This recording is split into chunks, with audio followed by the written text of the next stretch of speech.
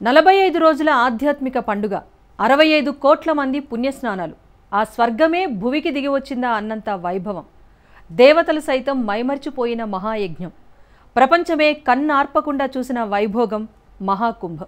కానీ కుంభమేళాకు కొద్ది రోజుల ముందు ఎన్నో ప్రశ్నలు. ఇంత పెద్ద ఆధ్యాత్మిక కార్యక్రమాన్ని ఎలా విజయవంతం చేస్తారు అని ఏవేవో అనుమానాలు. వాటన్నింటినీ జయించి భారత చరిత్రలోనే ఓ మహాయజ్ఞాన్ని విజయవంతంగా పూర్తి చేశారు. మరోసారి కర్మయోగిగా నిలబడ్డారు. అవును, అతిపెద్ద ఆధ్యాత్మిక పండుగలో అన్నీ తానే అయి నిలబడ్డారు యోగి ఆదిత్యనాథ్.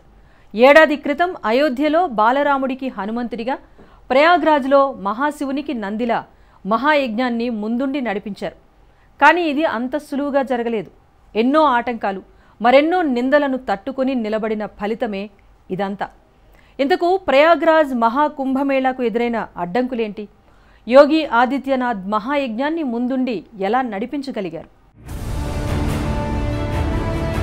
అయోధ్య రామయ్య వైభవం వెనుక అతడొక కర్మయోగి. ప్రయాగరాజు మహాయజ్ఞం వెనుక అతడొక మహానంది. మహాయజ్ఞాన్ని యోగి ముందుండి ఎలా నడిపించారు?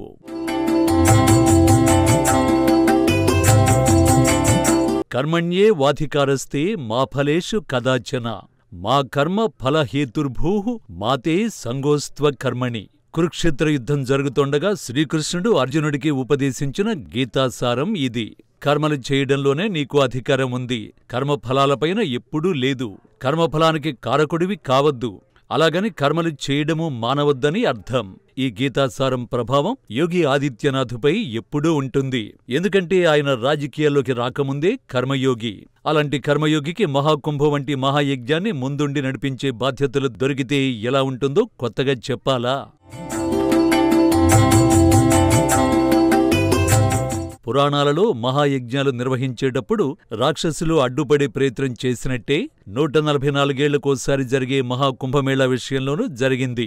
ఖలిస్తాన్, పాకిస్తానీ ఉగ్రవాదులు మహాయజ్ఞంలో రక్తం చెందిస్తామని వికటాట్టహాసాలు చేశారు. మోడీని, యోగిని ఆధ్యాత్మిక జాతరలోనే కడతేరుస్తామని విర్రవీగారు.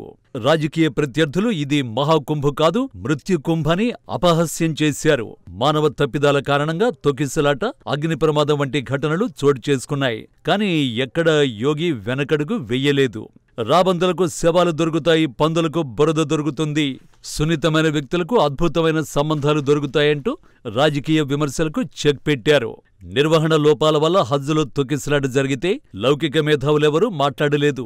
అలాంటి వారి కుంభమేళా ఏర్పాట్లపై విమర్శలు చేస్తున్నారని బాణాల్లాంటి మాటలతో అందరి నోళ్లు మూయించేశారు. చివరికి రాజకీయ ప్రత్యర్థులు సైతం ఆశ్చర్యపోయేలా 45 రోజుల ఆధ్యాత్మిక పండుగను కన్నుల పండువగా నిర్వహించారు. జనవరి 13న ప్రారంభమైన కుంభమేళాకు దేశం నలుమూలల నుంచే కాకుండా విదేశాల నుంచి సైతం అనేక మంది ప్రముఖులు వచ్చారు. సాధువులు, సన్యాసులు, సామాన్య భక్తులతో పాటు సినీ, రాజకీయ ప్రముఖులు సైతం ప్రయాగ్రాజులో పుణ్యస్నానాలు ఆచరించారు. దేశ విదేశాల నుంచి మహాకుంభపై అధ్యయనాలు చేసేందుకు ఎందరో ఉద్దండులు ప్రయాగ్రాజును సందర్శించారు. ముఖ్యంగా పండుగలు, పబ్బాలు, ప్రత్యేక దినాల్లో మరింత ఎక్కువ మంది కుంభమేళకు వచ్చారు. భూటాన్ రాజు సహా 73 దేశాల దౌత్యవేత్తలు మహాకుంభమేళా సందర్భంగా సంగమంలో పవిత్ర స్నానం ఆచరించారు. జానకీమాత పుట్టినిల్లైన నేపాల్కు చెందిన 50 లక్షల మంది కూడా త్రివేణి సంగమంలో పుణ్యస్నానం ఆచరించారు. 45 రోజుల్లో 40 కోట్ల మంది భక్తులు వస్తారని అంచనా వేస్తే అంచనాలకు మించి సుమారు 65 కోట్ల మంది భక్తులు త్రివేణి సంగమంలో అమృత స్నానం ఆచరించారు. బహుశా ప్రపంచంలో ఇంత పెద్ద ఆధ్యాత్మిక జాతర ప్రయాగ్రాజ్ మహాకుంభమేళానే చెప్పొచ్చు.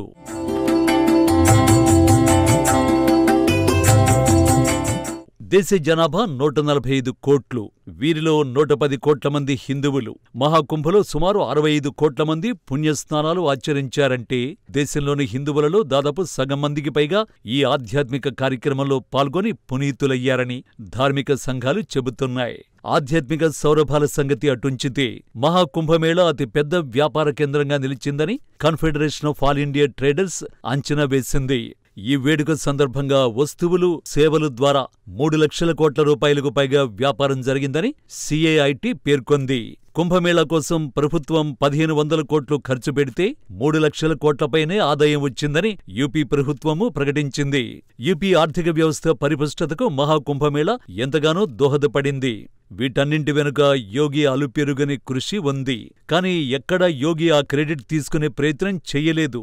హిందువుల ఐక్యతకు ఇదో నిదర్శనమని యోగి వినయంగా చెబుతారు. మహాకుంభమేళా మాత్రమే కాదు, అయోధ్యలో బాలరాముడి ప్రాణప్రతిష్ఠలోనూ యోగి కర్మయోగిగా పనిచేశారు.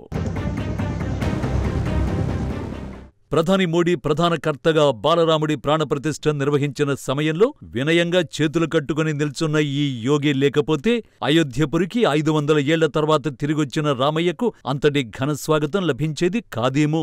నాటి మహాయజ్ఞానికి అసలైన కర్త యోగి ఆదిత్యనాథే. అయోధ్య రామయ్య ఇంటి కోసం తొలి ఇటుక పేర్చిన క్షణం నుంచి ప్రాణప్రతిష్ఠ వరకు యోగి ఆదిత్యనాథ్ కర్మయోగిలా పనిచేశారన్నదే నిజం. నిజంగా ఇప్పుడు ఉత్తరప్రదేశ్లో బీజేపీయేతర ప్రభుత్వమో మరొక ముఖ్యమంత్రో ఉండి ఉంటే ఎలా ఉండేదో చెప్పడం కాస్త కష్టం.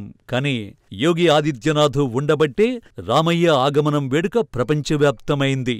అయోధ్య రామయ్య ఆలయ నిర్మాణం మొదలైన దగ్గర నుంచి పైకి కనిపించింది ట్రస్టు ఒక్కటే.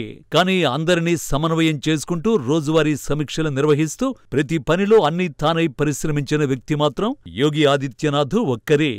అలా నాడు రామ్లల్లాకు హనుమంతుడిగా నిలిచిన యోగి నేడు మహాశివుడికి మహానందిగా మారాడు.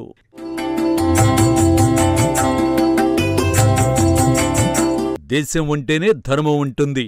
ధర్మం ఉంటేనే మనమంతా ఉన్నాం. సనాతన ధర్మాన్ని కాపాడటం, భారతదేశాన్ని అభివృద్ధి శిఖరాగ్రానికి తీసుకెళ్లడమే మన లక్ష్యం కావాలి. కులం పేరుతో విడగొట్టేవారిని దూరం పెట్టాలి. యోగి పెట్టుకున్న రూలు ఇది. కర్మయోగి పాటించే నిబంధన ఇది. ఇది తెలుసుకోలేని కొందరు రాజకీయ ప్రత్యర్థులు యోగిని ఒక ఉన్మాదిగా చూస్తారు. నాకోసం కాదు, సనాతన ధర్మం, దేశం కోసం మంచి ఏదైతే ఉందో అది చేస్తాను అన్న యోగి మాటల్ని వారు ఎన్నటికీ అర్థం చేసుకోలేరు. అలాంటి వాళ్ళందరికీ సమాధానం చెప్పాలని యోగి అనుకోరు. ఎందుకంటే ఆయన లక్ష్యముందు ఇవన్నీ చాలా చిన్నవి.